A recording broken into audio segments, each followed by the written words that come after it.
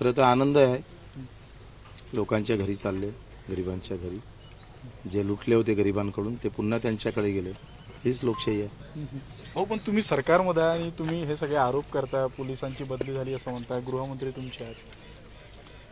आता ह्या निवडणुकीत कुठं आमच्या इथे आमच्या विरोधातच प्रचार करायला आले, सीएम पण आमच्या विरोधात प्रचार करायला आले, कुठं आमच्या राहिले आता.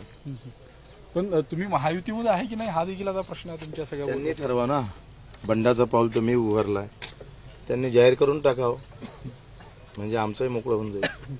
पण तुमच्या मनात काय, म्हणजे तुम्ही कारण वारंवार म्हणता महायुतीने मला शिंदेशी माझी जवळीक आहे. शिंदे जे आमचे मित्र आहेत ते सेवाभावी आहे म्हणून मी त्यांच्याशी जोडलेलं. त्यांनी दिव्यांग मंत्राची घोषणा केल्यावर आमचं नातं अधिक अतूट झालेलं आहे. ते तुटू नये असं वाटते, कारण दिव्यांग मंत्रालय एक ज्याला 2 पाय नाही, हात नाही, डोळे नाही, याच्यासाठी त्यांनी उचललेलं पाऊल आमच्यासाठी निश्चितच सन्मानधारक आहे, आमचं जिव्हाळा वाढवणारं आहे. म्हणून वाटतं का हे नातं तुटलं नाही पाहिजे. पण काल रवी राणा असं बोलले की माझ्याकडे परवानगी असलेले ग्राउंड मी राहुल गांधी यांच्या सभेसाठी दिले, उद्धव ठाकरे शरद पवारांसाठी दिले, मी काही राडा केला नाही, मी शांत राहिलो, मात्र स्वस्त प्रसिद्धी मिळवण्यासाठी बच्चू कडून सगळं लबाड बोलते. त्या दिवशी त्याचा एकही कार्यक्रम नव्हता. म्हणजे किती लबाड बोलावं माणसानं. कसं आहे, कार्यक्रम असता तर सोडला असता का रवी राणानं, हे तुम्हालाही माहिती आहे. कार्यक्रमच नव्हता, ठरलेल्या तारखावर शहाजीनं तारीख दिली नाही, त्यांच्या तारखा वाढत गेल्या आणि मग ते कार्यक्रम होत नाही म्हणून सोडलं. एवढा चांगला असतं तर मग कुठं असा राडा झाला असता. बरं, ते हेही म्हणतात की तुमचे खायचे दात वेगळे आणि दाखवायचे दात वेगळे आहे. रवी राणाची आणि बच्चू कडू यांची संपत्ती मोजा जर माझी जास्त असेल तर मी ती रवी राणांना दान करतो. दात मोजण्याची रवी राणाची अजून ताकद नाही. संपत्ती जर आम्ही त्याची वाढली असेल तर उरलेली सगळी संपत्ती त्याला देऊ आणि मला आनंद होईल त्यांनी संपत्ती दाखवली तर. तुझ्याजवळ एवढं सरकार आहे तर चुप का बसला, लाव ईडी आमच्यावर, टाक अंदर. बोंबलून काय करतं, वस्तू कारवाईवर आहे ना सुरू. खरा असन, आमची संपत्ती वाढली असन तर त्यानं यावं. केंद्रात सत्ता, राज्यात सत्ता, सगळ्या आजूबाजूचे बसणारे तुझे सगळे मोठे नेते आहे तर करून दाखव एकदा. बोंबलून काय करतं, काढ आमची संपत्ती बाहेर आणि आम्ही जर ते अवैध मार्गाने कमावली असेल तर टाक आम्हाला अंदर, आम्ही भोगू ते शिक्षा सगळी. कुठेतरी बच्चू कडूंची व्यापक प्रसिद्धी होता, लोक त्यांच्या मागे आहेत, त्या दिवशी शेवटच्या दिवशी शक्ती प्रदर्शन होतं म्हणून हे सगळे आरोप केले जातात. कसं आहे आता ते काय म्हणतंय, जसं नळावरचं भांडण असतं ना तसं भांडण करणारा त्याची एकंदरीत आज नवनीत राणा जी काय 3ऱ्या नंबरवर आहे त्याचं कारण फक्त एक रवी राणा आहे. नको त्यांना आरोप करणे, नको त्याच्यावर चिडचिड करणे, घरापर्यंत मारावर जाणे. मीच हुकुमशाह आहे, मीच रंगबाज आहे, माझ्याजवळ पैसा आहे, सगळंच काही मी करू शकतो, अशा भावनेतून खाली गेलेले लोक पचत नाही. कसं आहे, या देशामध्ये रंगबाजी करणाऱ्याचं पतन झालंय, लक्षात घ्या. इथे डाकूचं राज्य कधीच येऊ दिलं नाही, लोकांना हाणून पाडलं. इंग्रजासारखं साम्राज्य जर उखडून फेकलं सामान्य लोकांना, हे तो किस गली की खसखस आहे. बरं, तुमचा बोलवता धनी हा उद्धव ठाकरे आहे. उद्धव ठाकरे तुम्हाला या सगळ्या निवडणुकीत स्पॉन्सर देतात. आम्ही स्वतः आहे, आम्हाला कोणी शिकवणारी औलाद अजून पैदा नाही झाली. आम्ही जे काही आहे ते खुद आहे. आमची पानटपरी जरूर आहे पण माल ओरिजिनल भेटतो आमची. तुमच्या या सगळ्या डायलॉगमुळे, या सगळ्या तुमच्या वागण्यामुळेच तुमचे फॉलोअर राज्यामध्ये आहेत. आज तुम्ही त्या सगळ्या फॉलोअरला काय आव्हान करणार, कारण पहिल्या टप्प्यामध्ये जे आहे ते मतदानाचा टक्का घसरला होता. मला वाटतं सगळ्यांनी मतदान करा. तुमच्या मनातला उमेदवार असेल, चांगला असेल, जातीपातीच्या धर्मावर मात्र मतदान करू नका. मुस्लिम खतरे में है, हिंदू खतरे में नहीं, यहाँ तो किसान और मजदूर खतरे में आ गया है, उसके लिए दौड़ो. पण भाजप तर राम मंदिराचा मुद्दा घेऊन या निवडणुकीत समोर आलेला नाही. मला असं वाटतं की आखरी प्रभू रामचंद्राने आदर्शवाद मान्य केला होता, तो आदर्शवाद संपलेला आहे. मंदिर जरी उभारलं असेल पण आदर्श आहे कुठं. इथे तर चकनाचूर करून टाकलं रवी राणानं.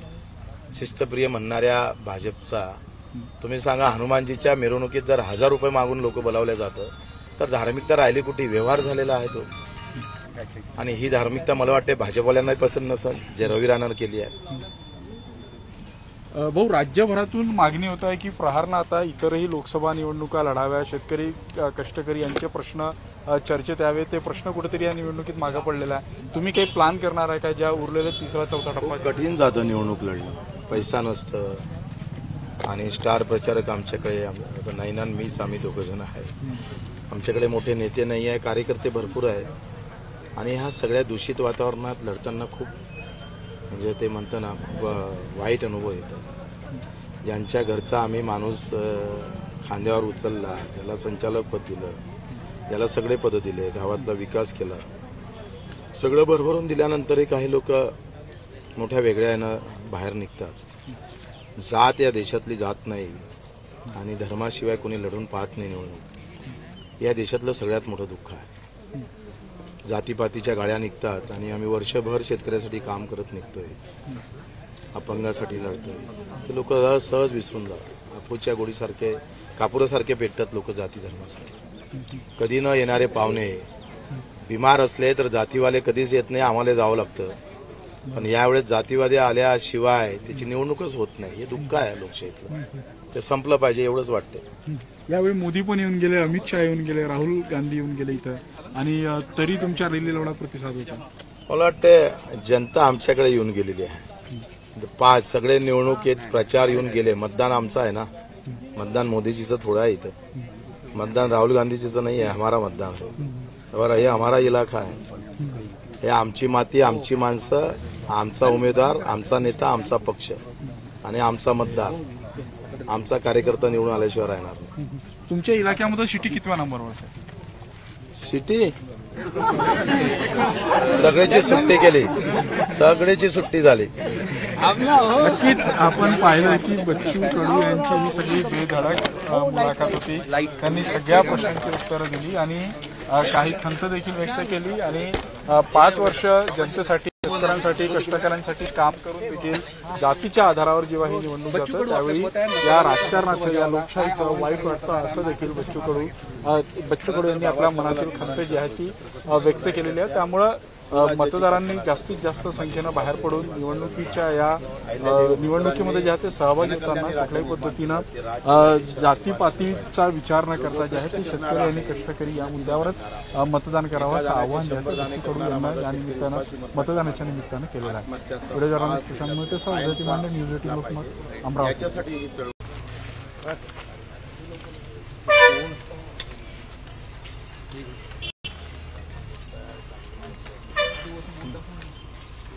मागे रे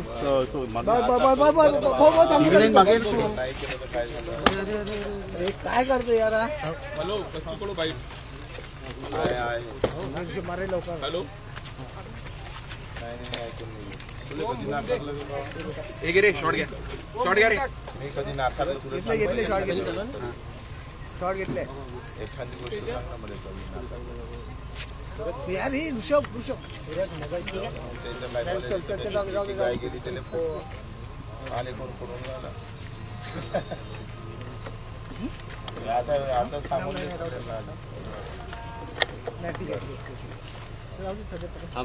बच्चू भाऊ, आज मतदानाचा हक्क बजावला, काय भावना आहे, काय सांगा? खरं तर लोकशाहीचा खून होऊ नये, कायदा हा सगळ्यांसाठी समान राहावा आणि या लोकशाहीच्या या उत्साहातून माझ्या गोरगरीब शेतकरी शेतमजुराचा खऱ्या अर्थानं आनंद निर्माण व्हावा.